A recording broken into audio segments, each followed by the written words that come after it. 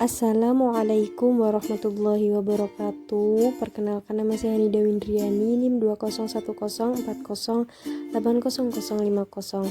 Di sini saya akan mempresentasikan hasil artikel dari kelompok saya mengenai bahan ajar sumber belajar atau media pembelajaran untuk mata pelajaran Akidah Akhlak MI. Yang pertama, mengenai bahan ajar. Bahan ajar atau materi pembelajaran adalah segala sesuatu pengetahuan, sikap maupun keterampilan yang harus dipelajari seorang peserta didik dalam rangka mencapai kompetensi inti dan kompetensi dasar yang diharapkan dalam pendidikan. Sedangkan jenis-jenis materi pembelajaran terdiri dari pengetahuan, yaitu fakta, konsep, prinsip, dan prosedur, keterampilan, dan sikap atau nilai. Contoh bahan ajar akidah akhlak. Bahan ajar cetak dapat berupa handout, makalah, lembar kegiatan siswa atau LKS, modul, brosur atau pamflet, wallheart, foto atau gambar, model atau maket.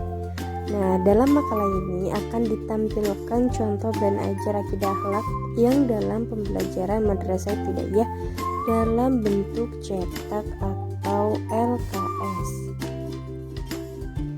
Lembar kegiatan siswa adalah lembaran-lembaran berisi tugas yang harus dikerjakan oleh peserta didik.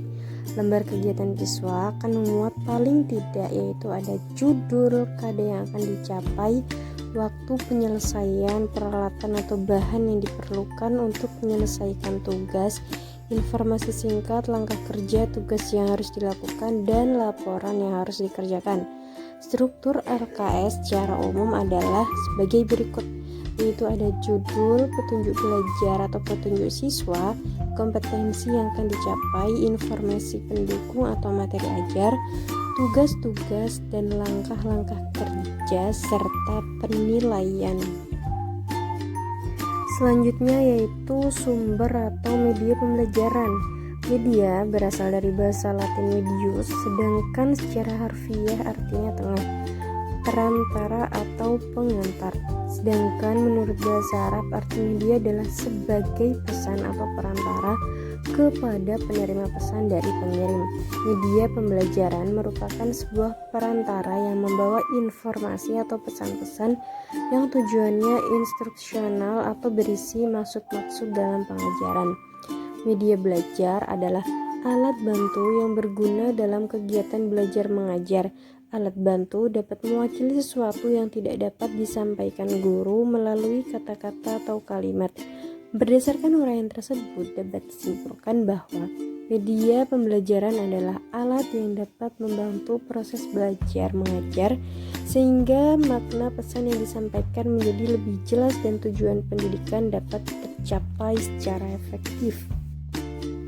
Media pembelajaran memiliki tujuan yaitu dapat memudahkan proses belajar mengajar di kelas, meningkatkan efektivitas pembelajaran, dan dapat menjaga hubungan antara tujuan belajar dengan materi pelajaran.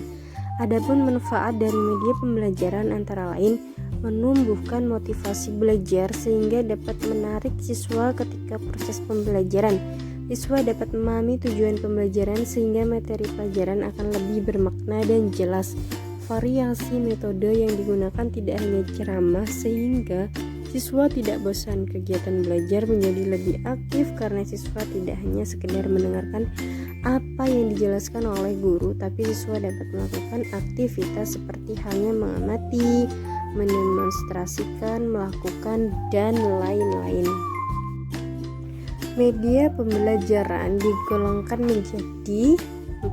Yang pertama, media auditif, yaitu media yang mengandalkan kemampuan suara seperti tape recorder.